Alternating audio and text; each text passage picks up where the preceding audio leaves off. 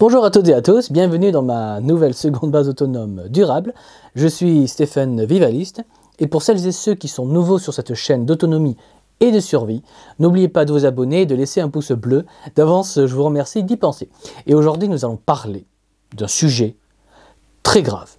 Nous allons parler du fait que ce que j'annonce depuis des mois commence à se réaliser. Malheureusement. Et plus précisément, il y a deux, entre guillemets, prédictions, deux choses que j'avais analysées et annoncées qui se réalisent en ce moment.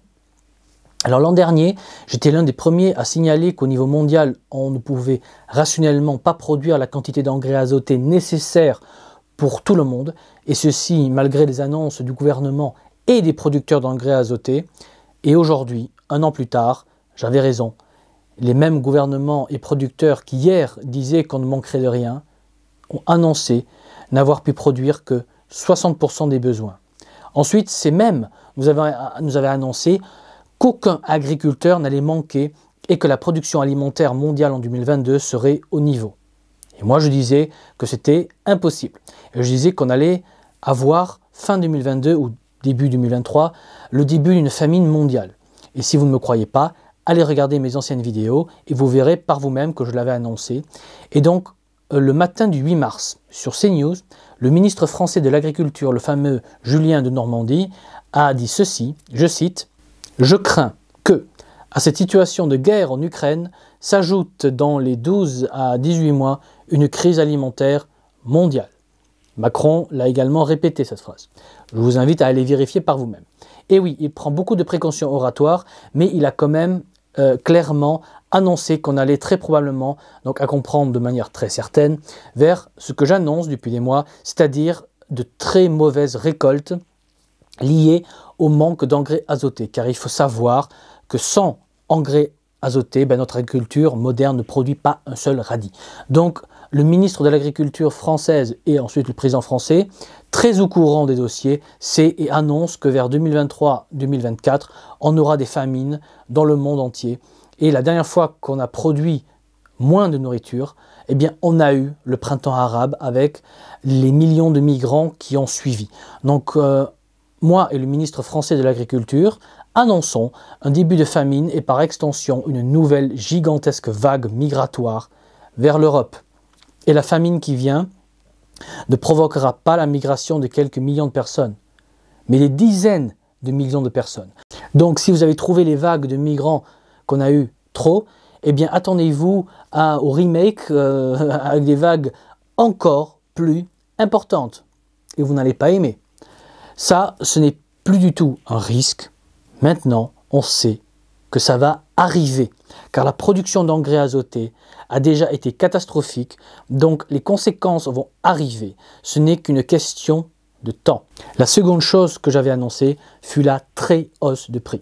Alors oui, on savait tous qu'on allait avoir des hausses de prix, mais moi j'annonçais des explosions de prix et non pas des hausses, tu vois, il y a une différence. Mais la vraie chose que j'annonçais était qu'on allait avoir deux choses. En premier, une explosion des prix, puis un rationnement. Donc je le dis sans détour, aujourd'hui les prix explosent et ça va finir par un rationnement par citoyen. Et allez regarder mes anciennes vidéos, j'en avais parlé. J'avais même annoncé que lorsqu'on arrivera au rationnement, ce sera, on va dire, un signal fort que le stade final de l'effondrement est très proche. Car la logique de ma pensée est comme suit. On est entré dans la période de la raréfaction des ressources naturelles. Donc pour organiser, on va dire, la distribution, on commencera par la distribution par le marché, donc la régulation par le marché. Donc par de très fortes hausses de prix qui vont réduire la consommation, car, disons-le, seuls les riches pourront consommer et nombre de pauvres ne pourront plus consommer. Et on le voit au prix de l'essence. Là, le nombre de sorties qu'on va pouvoir faire va se réduire, car on a besoin de l'essence pour aller bosser ou pour la vie courante. Les sorties en voiture sont devenues un luxe que de moins en moins de personnes peuvent se payer. Et la seconde étape de la manière d'organiser, on va dire, la distribution est simple. Ce sera par le rationnement par citoyen. Et de mémoire, j'en avais parlé en détail dans ma vidéo de l'an dernier sur la carte carbone. Donc ça se résume par un nombre de points qu'on aura pour consommer. Et chaque année, on aura de moins en moins de points pour consommer. Donc concrètement, vous aurez à peine de quoi maintenir votre confort de vie actuel et vous n'aurez plus du tout les moyens de vous préparer.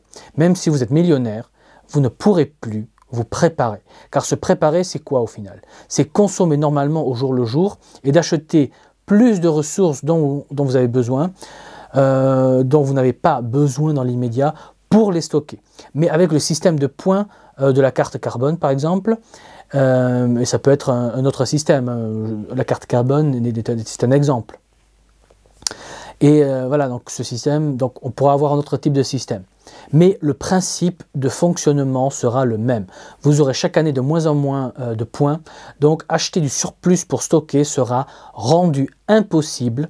Donc le compte à rebours pour se préparer est enclenché.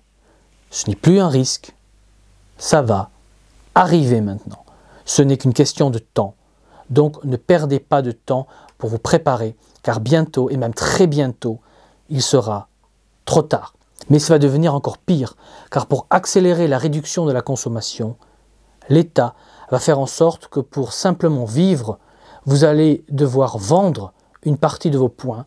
Donc pour simplement boucler les fins de mois, il vous faudra chaque mois serrer davantage la ceinture. Alors officiellement, ce sera évidemment une mesure positive qui augmente le pouvoir d'achat où les entre guillemets bons citoyens peuvent vendre leurs points pour gagner un peu plus d'argent.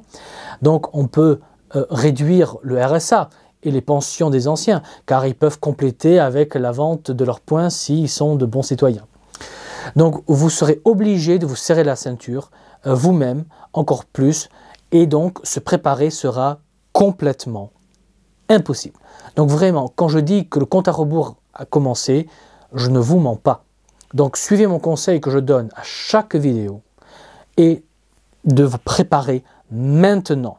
Car entre les pénuries qui vont réduire votre capacité de vous préparer, entre les hausses de prix qui vont également réduire votre capacité de vous préparer, et en dernier, les points d'une carte carbone ou un autre système, vous ne pourrez plus du tout vous préparer.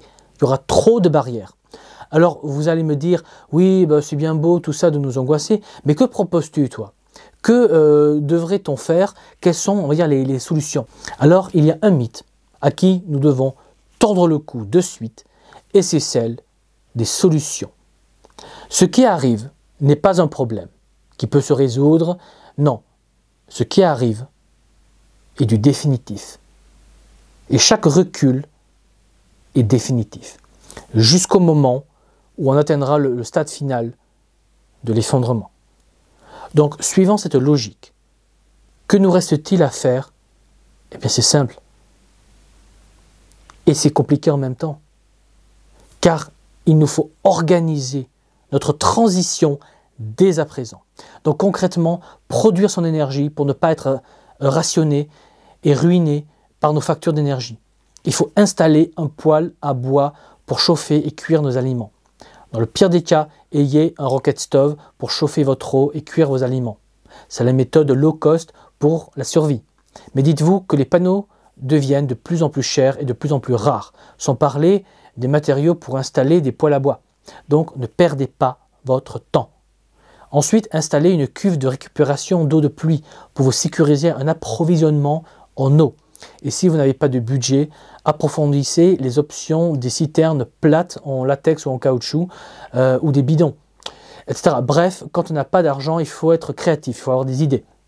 Bon, après, au royaume, on s'en fiche, car on a littéralement un cours d'eau qui traverse nos terres et on a une mare. Donc l'eau n'est pas un sujet au royaume.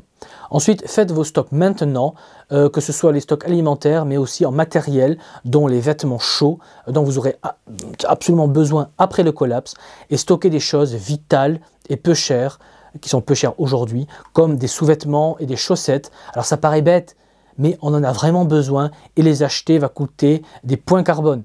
Donc achetez ce dont vous aurez besoin dans les années à venir, et ça prend, on va dire, peu de place.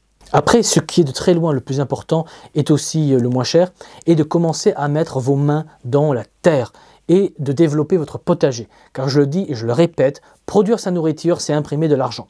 Car d'un côté, cela va vous nourrir, vous et votre famille, et d'autre part, vous pourrez échanger ou vendre vos productions contre des services au noir en quelque sorte, car cela va vous permettre de ne pas dépenser des points carbone pour le service en question. Et la personne qui vous fournit le service n'aura pas à dépenser des points carbone pour acheter de la nourriture. Tout le monde s'y retrouve et on fait réseau. Donc rejoignez un réseau comme le Royaume pour vous sécuriser un avenir, et je vous rappelle que les places sont limitées au Royaume. Voilà, vous savez maintenant que si vous voulez limiter la casse et limiter la perte de qualité de vie, et même gagner en confort de vie, il vous faut suivre le conseil que je vous donne à chaque vidéo, qui est d'anticiper et de vous préparer pour organiser tranquillement votre transition.